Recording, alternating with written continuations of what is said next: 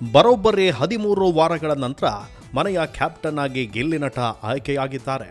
ಆದರೆ ಕ್ಯಾಪ್ಟನ್ ಆದ ಖುಷಿಯಲ್ಲೇ ಗಿಲ್ಲಿ ಒಂದು ದೊಡ್ಡ ತಪ್ಪನ್ನು ಮಾಡಿದ್ದಾರೆ. ಮನೆಯ ಮೂಲ ನಿಯಮವನ್ನೇ ಉಲ್ಲಂಘಿಸಿದ್ದಾರೆ. ಹಾಗಾದರೆ ಗಿಲ್ಲಿ ಕ್ಯಾಪ್ಟನ್ ಆದ ತಕ್ಷಣ ಇಲ್ಲಿ ಮಾಡಿದ ತಪ್ಪೇನು ಅನ್ನೋದನ್ನು ಈ ಸ್ಟೋರಿಯಲ್ಲಿ ನೋಡೋಣ.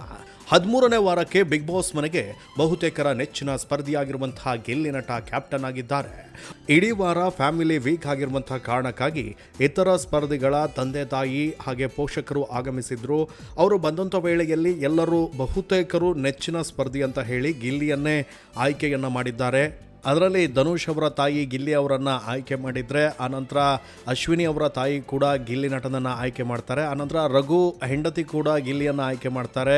ಅದಾದ ನಂತರ ಧ್ರುವಂತ ಸಹೋದರ ಕೂಡ ಗಿಲ್ಲಿಯನ್ನೇ ಆಯ್ಕೆ ಮಾಡಿರ್ತಾರೆ. ಹೀಗಾಗಿ ಗಿಲ್ಲಿ ನಟ ಕ್ಯಾಪ್ಟನ್ ಆಗ್ತಾರೆ ಅಂತ ಬಹುತೇಕರು ಅಂದ್ಕೊಂಡಿರ್ತಾರೆ. ಆದರೆ ಇವತ್ತು ಬಿಗ್ ಬಾಸ್ ಒಂದು ಟ್ವಿಸ್ಟನ್ನು ಕೂಡ ನೀಡ್ತಾರೆ. ಮೊದಲು ಗಿಲ್ಲಿ ಹೆಸರನ್ನು ಅನೌನ್ಸ್ ಮಾಡುವಂತಹ ಬಿಗ್ ಬಾಸ್, ಆನಂತರ ಅಶ್ವಿನಿ ಗೌಡ ಅವರು ಕೂಡ ಕ್ಯಾಪ್ಟನ್ಸಿ ರೇಸ್ಗೆ ಆಯ್ಕೆಯಾಗಿದ್ದಾರೆ.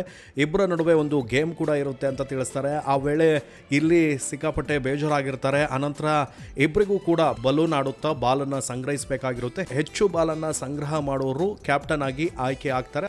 ಅದರಂತೆ ಗಿಲ್ಲಿ ನಟ ಹಾಗೂ ಅಶ್ವಿನಿ ಗೌಡ ನಡುವೆ ಹಣಾಹಣಿ ನಡೆದು ಕೊನೆಯದಾಗಿ ಗಿಲ್ಲಿ ಕ್ಯಾಪ್ಟನ್ ಆಗಿ ಆಯ್ಕೆ ಆಗ್ತಾರೆ. ಅದಾದ ನಂತರ ಫುಲ್ ಖಡಕ್ ಆಗಿ ಗ್ರ್ಯಾಂಡ್ ಆಗಿ ಕ್ಯಾಪ್ಟನ್ಸಿ ರೂಮ್ಗೆ ಎಂಟ್ರಿಯನ್ನು ನೀಡ್ತಾರೆ. ಮನೆಯವರೆಲ್ಲರೂ ಕೂಡ ಗಿಲ್ಲಿಯನ್ನು ರೆಡಿ ಮಾಡ್ತಾರೆ. ಅಶ್ವಿನಿ ಗೌಡ ಹಣೆಗೆ ಕುಂಕುಮವನ್ನು ಕೂಡ ಇಟ್ಟು ಕಳಿಸ್ತಾರೆ. ಬಹುಪರಾಕನ್ನು ಹೇಳ್ಕೊಳ್ತಾ ಕ್ಯಾಪ್ಟನ್ಸಿ ರೂಮ್ಗೆ ಗಿಲ್ಲಿ ಇನ್ನೇನು ಎಂಟ್ರಿ ಕೊಡಬೇಕು, ಆ ಸಮಯದಲ್ಲಿ ಬಿಗ್ ಬಾಸ್ ಒಂದು ಅನೌನ್ಸನ್ನು ಕೂಡ ಮಾಡ್ತಾರೆ. ಗಿಲ್ಲಿ ನಟ ಜೋಶ್ನಲ್ಲಿ ಮೈಕ್ ಹಾಕಿಕೊಳ್ಳೋದನ್ನೇ ಗಿಲ್ಲಿ ಮರ್ತಿದ್ದಾರೆ. ಕೊನೆಗೆ ಬಿಗ್ ಬಾಸ್ ಸೂಚನೆ ನೀಡಿದ ಮೇಲೆ ಮನೆಯ ಸದಸ್ಯರು ಜೋರಾಗಿ ಕೂಗಿ ಗಿಲ್ಲಿ ಅವರನ್ನು ತಮಾಷೆ ಮಾಡಿದ್ದಾರೆ. ಮೈಕ್ ಸರಿಯಾಗಿ ಹಾಕಿಕೊಳ್ಳೋದು ಬಿಗ್ ಬಾಸ್ ಮನೆಯ ಮೂಲ ನಿಯಮವಾಗಿದೆ.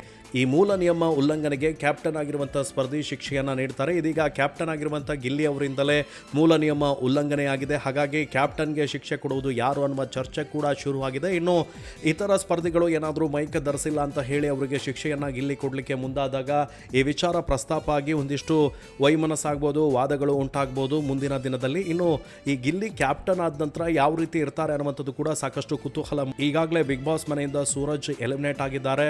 ಇನ್ನೊಬ್ಬರು ಸ್ಪರ್ಧಿ ಕೂಡ ಹೋಗ್ತಾರೆ. ಮುಂದಿನ ವಾರ ನಾಮಿನೇಷನ್ ಕೂಡ ಇರುತ್ತೆ. ಆದರೆ ಈ ಒಂದು ನಾಮಿನೇಷನ್ ಅಲ್ಲಿ ಕ್ಯಾಪ್ಟನ್ ಆಗಿರುವಂತಹ ಕಾರಣಕ್ಕಾಗಿ ಗಿಲ್ಲಿ ಬಚಾವಾಗಿದ್ದಾರೆ. ಒಟ್ಟಾರೆಯಾಗಿ ಗಿಲ್ಲಿ ಕ್ಯಾಪ್ಟನ್ ಆಗಿ ಮನೆ ಹೇಗೆ ನಡೆಸ್ತಾರೆ ಎನ್ನುವಂತಹ ಕುತೂಹಲ ಎಲ್ಲರಲ್ಲೂ ಕೂಡ ಇದೆ. ನೀವು ಗಿಲ್ಲಿ ಕ್ಯಾಪ್ಟನ್ಸಿ ನೋಡ್ಲಿಕ್ಕೆ ಕಾಯ್ತಾ ಇದ್ರೆ ಕಮೆಂಟ್ ಮಾಡಿ ತಿಳಿಸಿ.